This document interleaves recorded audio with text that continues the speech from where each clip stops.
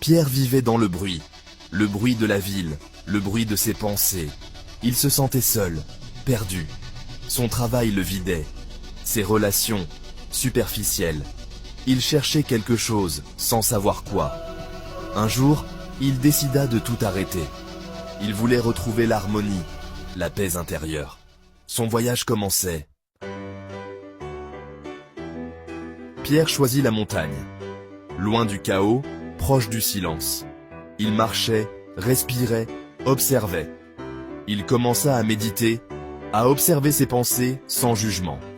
Petit à petit, il se comprenait mieux. Il acceptait ses erreurs, ses peurs. Il découvrait sa force, sa lumière. La paix intérieure germait. De retour en ville, Pierre croisa son voisin. Un homme âgé, seul. Il lui avait souvent tourné le dos.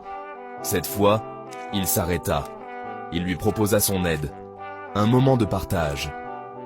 Le vieil homme accepta, surpris. Ils parlèrent de la vie, de leurs regrets, de leurs espoirs. Pierre écoutait, comprenait. Il pardonnait aussi.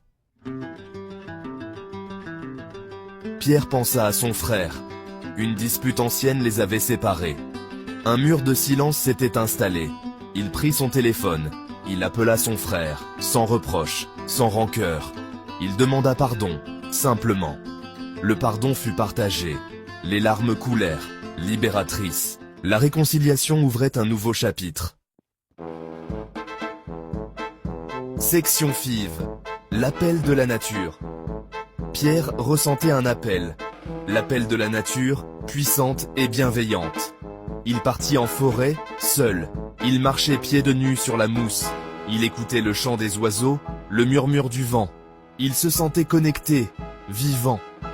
La forêt l'apaisait, le guérissait. Il n'était plus seul, mais uni au vivant. Section 6. Reconstruire notre maison. Pierre réalisa l'importance de protéger la nature. Devenir acteur du changement, plus seulement spectateur. Il rejoignit une association.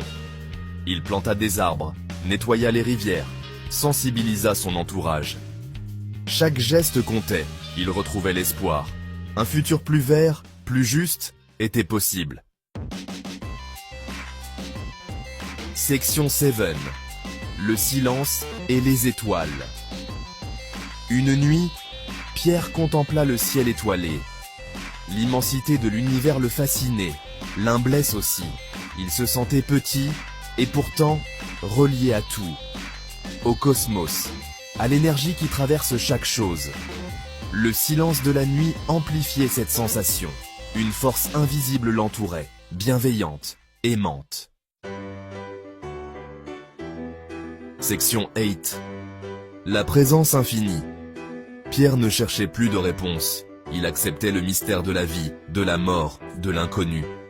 Il avait trouvé la paix, non pas dans la certitude, mais dans l'abandon. Dans la confiance en une force supérieure. Il se sentait guidé, porté. Chaque jour était un cadeau, une occasion de vivre pleinement, en harmonie. Section Nin. La paix retrouvée. Pierre n'était plus le même. Il rayonnait d'une paix intérieure profonde. Il avait trouvé sa place dans le monde. Il était en paix avec lui-même, avec les autres, avec la nature, avec l'univers. Son voyage était accompli. Il savait que le chemin continuait. Mais il avançait désormais avec confiance, gratitude et amour.